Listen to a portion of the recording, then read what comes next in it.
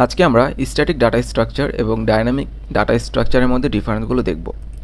তো data structure কি?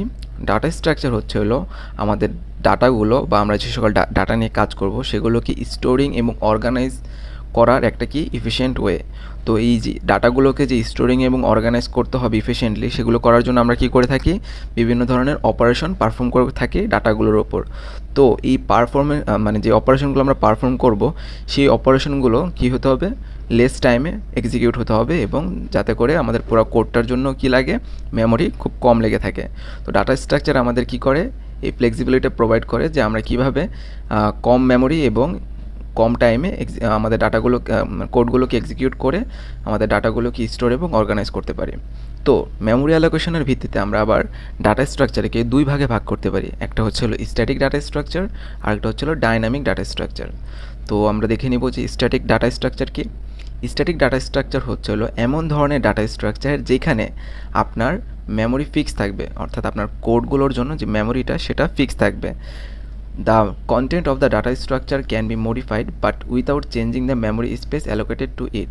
এটা বলতেছে যে স্ট্যাটিক ডাটা স্ট্রাকচারে আপনি যে মেমোরি অ্যালোকেশন করবেন, সেই মেমোরি অ্যালোকেটের ভিতরে আপনি যে ডাটাগুলো রাখবেন সেগুলো আপনি ইচ্ছামতো চেঞ্জ করতে পারবেন, কিন্তু আপনি যে মেমোরিটা ফিক্স করে দিয়েছেন সেই মেমোরিটা আপনি আর চেঞ্জ করতে পারবেন না। এক্সাম্পল স্বরূপ আমরা বলতে পারি, আমরা যখন একটা অ্যারে নিয়ে কাজ করি তখন কি অ্যারেটা ডিক্লেয়ার করার সাথে সাথে কি আমরা আমাদের অ্যারের সাইজটা প্রোভাইড করে দিতে হয়। তো এই অ্যারের সাইজটা কিন্তু আমরা কম্পাইল টাইম মানে রান টাইমে কিন্তু আর চেঞ্জ করতে পারি না। অর্থাৎ আমাদের অ্যারের সাইজ যদি 8 হয়ে থাকে, অ্যারের সাইজ 8ই, আমরা চাইলেও এটাকে 7, 6 করতে পারবো না। ঠিক আছে? মানে সাপোজ ধরেন আপনি 40, 55 এরকম করে ডাটা মানে 9টা ঘরে এরকম ভ্যালু নিয়ে রেখেছেন এবং আপনি আরেকটা ভ্যালু অ্যাড করতে চাচ্ছেন অ্যারেতে। ঠিক আছে? কিন্তু আপনি তো সাইজ দিয়ে রেখেছেন কি 8 পর্যন্ত, তো আপনি চাইলেও নতুন করে আর ভ্যালু অ্যাড করতে পারবেন না। আবার মনে করেন যে আপনি কি একটা ভ্যালু ডিলিট করে দিলেন 89, এই ভ্যালুটা ডিলিট করার পরে কি আপনার এখানে একটা এক্সট্রা স্পেস মানে জায়গা নিয়ে রেখেছেন অ্যারেটা, তো এই জায়গাটাও কিন্তু অটোমেটিক্যালি ডিলিট হবে না। অ্যারের একটা ঘর ফাঁকা থাকবে কিন্তু সাইজ কিন্তু 80 থাকবে। তো আমরা এটা কেন হয়? কারণ হলো আমরা অ্যারে একটা কি স্ট্যাটিক ডাটা স্ট্রাকচার, আর এই স্ট্যাটিক ডাটা স্ট্রাকচারের জন্য যে মেমোরি অ্যালোকেশনটা হয়ে থাকে সেটা কম্পাইল টাইমই হয়ে থাকে। এখানে কম্পাইল টাইমটা কি? কম্পাইল টাইম হচ্ছে আপনি যে কোডটা লেখেন সেটাকে কি করা হয়? প্রথমে কম্পাইল করা হয়, তারপরে রান করা হয়। এখন কম্পাইল করা মানে হলো আপনার সি কোডটা বা C++ কোডটাকে মেশিন কোডে কনভার্ট করা, যাতে করে মেশিন এক্সিকিউট করতে পারে বা বুঝতে পারে। তারপরে যে মেশিন একটার পর একটা কোড রান করে থাকে সেটাকে আমরা রান টাইম বলি। আর যে সি থেকে যে মেশিন কোডে কনভার্ট করা হয় সেটাকে বলা হয় কম্পাইল টাইম। সেই টাইমটাকে বলা হয় কম্পাইল টাইম। ঠিক আছে? তো এই কম্পাইল টাইমে আপনি অ্যারের জন্য যেই মেমোরি অ্যালোকেশন করে রেখেছেন সেই অ্যালোকেশনটা সে ফিক্স করে ফেলে। এরপরে অটোমেটিক্যালি আপনি নতুন ডাটা অ্যাড করলেও যে সেটা অ্যারোতে অ্যাড হবে এমন না, হতেই পারবে না। এবং অন্য ক্ষেত্রে আবার কি মেমোরি থেকে ডাটা ডিলিট করলেও সেটা ডিলিট হবে, কিন্তু আপনার মেমোরি অ্যালোকেশন সেম থাকবে। ওকে, এখন আমরা দেখে নিব যে ডাইনামিক ডাটা স্ট্রাকচারটা কি। In dynamic data structure the size of the structure is not fixed and can be modified during the operation performed on it. অর্থাৎ এটা বলতেছে যে কি এখন আমরা যে ডাটা স্ট্রাকচার মানে ইউজ করবো সেটা ধরেন লিঙ্ক লিস্ট। তো লিঙ্ক লিস্ট কিন্তু একটা ডাইনামিক ডাটা স্ট্রাকচার। তো এটার সাইজ কিন্তু আমাদের আগে থেকে ফিক্স করে দেওয়া লাগে না। ঠিক আছে? এটার সাইজ কীভাবে ফিক্স হয়? আপনি ধরেন 3টা ডাটা নিছেন, 3টা ডাটার ভিত্তিতে এর সাইজ নিয়ে নেবে 3। আপনি নতুন আরেকটা ডাটা অ্যাড করেছেন, তো মানে অটোমেটিক্যালি সেটা কী করবে? সাইজটা লিঙ্ক লিস্টের সাইজটা 4 করে দিবে। আবার আপনি একটা ডাটা ডিলিট করে দিয়েছেন, তো এখন লিঙ্ক লিস্টের সাইজ কত ছিল? 4 ছিল। তো যেহেতু একটা ডাটা ডিলিট করে দেওয়ার জন্য কি আপনার এখন সাইজ অটোমেটিক্যালি 3 হয়ে যাবে। অর্থাৎ এইখানে আপনার কোনো মেমোরি ফিক্স থাকবে না। ডাটার ভিত্তিতে আপনার মেমোরি কী হবে? ইনক্রিজ হবে এবং ডাটার ভিত্তিতে আপনার মেমোরি ডিক্রিজও হবে।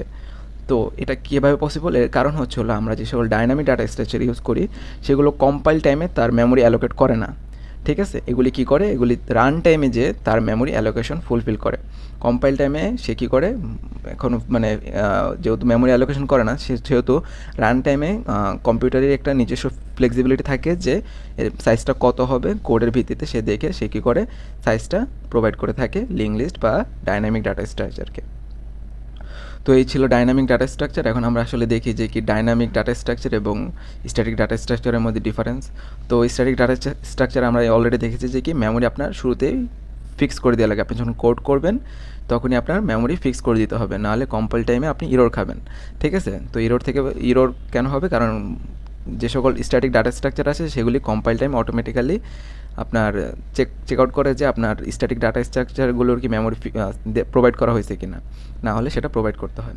আর ডাইনামিক ডাটা স্ট্রাকচারে কি কম্পাইল টাইমে কোনো ইরর প্রোভাইড করে না, যার কারণে কি কম্পিউটার নিজে থেকে কী করতে পারে, ডাটার উপর ভিত্তি করে আপনার মেমোরি প্রোভাইড করে থাকে, মেমোরি অ্যালোকেশন প্রোভাইড করে থাকে। যার ফলে আমরা বলতে পারি যে কি স্ট্যাটিক ডাটা স্ট্রাকচারে কি মেমোরি অ্যালোকেশনের ভিত্তিতে আমরা কোনো ফ্লেক্সিবিলিটি পাচ্ছি না, কিন্তু ডাইনামিক ডাটা স্ট্রাকচার আমরা কি পাচ্ছি, মেমোরি অ্যালোকেশনে ফ্লেক্সিবিলিটি পাচ্ছি। যার ফলে কি আমরা বলতে পারি যে ডাইনামিক ডাটা স্ট্রাকচার আমাদের মেমোরি অ্যালোকেশনে হেল্প করে। আচ্ছা, static data structure provides more easier access to elements with respect to dynamic data structure. হ্যাঁ, স্ট্যাটিক ডাটা স্ট্রাকচারে যেহেতু মেমোরি ফিক্স করে দেওয়া থাকে, তো আপনি অটোমেটিক্যালি কি আপনার ডাটাগুলোকে অ্যাক্সেস ইজিলি করতে পারবেন। কিন্তু ডাইনামিক ডাটা স্ট্রাকচারে যেহেতু মেমোরি ফিক্স না, সুতরাং সেখানে একটা কি যে ধরনের অপারেশন পারফর্ম করা হয় অ্যাক্সেস করার জন্য, যার ফলে আমাদের ডাটাগুলোকে অ্যাক্সেস করতে একটু কমপ্লেক্স হয়ে যায়। ঠিক আছে? কিন্তু স্ট্যাটিক ডাটা স্ট্রাকচারে আপনার ইনসারশন এবং ডিলেশন করা খুবই কমপ্লেক্স একটা বিষয়। অন্যদিকে ডাইনামিক ডাটা স্ট্রাকচার আপনি ইনসারশন এবং ডিলেশন ইজিলি করতে পারবেন। এর কারণ হলো স্ট্যাটিক ডাটা স্ট্রাকচারে যখন আপনি ইনসার্ট বা ডিলেট করবেন তখন কি ওই ঘরটা ফাঁকা হয়ে যায়, এবং ওই ঘরটার সাপেক্ষে বাকিগুলোকে সাজাতে গেলে আপনার কি হবে, কমপ্লেক্সিটি বেড়ে যাবে। অন্যদিকে ডাইনামিক ডাটা স্ট্রাকচারে যখন আপনি কোনো ভ্যালু ডিলিট করে দেন বা ইনসার্ট করেন, অটোমেটিক্যালি সে কী করে, মেমোরি ইনক্রিজ করার মাধ্যমে আপনার সেটাকে অর্গানাইজ করতে পারে, বা ডিলিট করলেও যে স্পেসটা খালি হয় সেটাও সে কী করে, অর্গানাইজ করে নেয়। এক্সাম্পল স্বরূপ বলতে গেলে, অর্থাৎ আপনি যদি 17কে ডিলিট করতে চান তাহলে এই ঘর তো আর ফাঁকা থাকতে পারবে না, তাই না? তখন আপনি যদি এটাকে অর্গানাইজ করতে চান তখন কি 22কে এখানে, 68কে 4-এ, 89কে 5, অর্থাৎ প্রত্যেকটাকে আপনাকে আবার অর্গানাইজ করতে হবে।